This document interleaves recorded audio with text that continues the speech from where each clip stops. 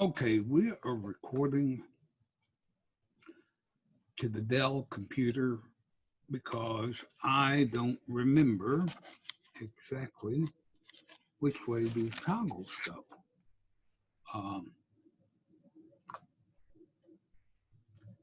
in the upper left-hand corner, I have a little green check mark that says turn on original sound.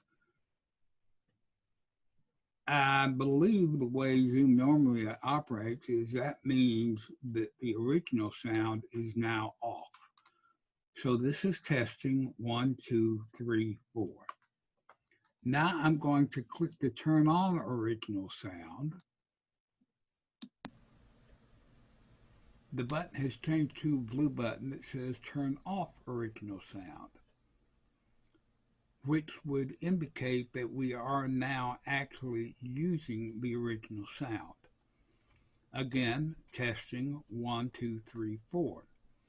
I'm now going to stop this, let it render, and see whether the actual buttons do click that way or if I'm misreading them. Talk to you guys later.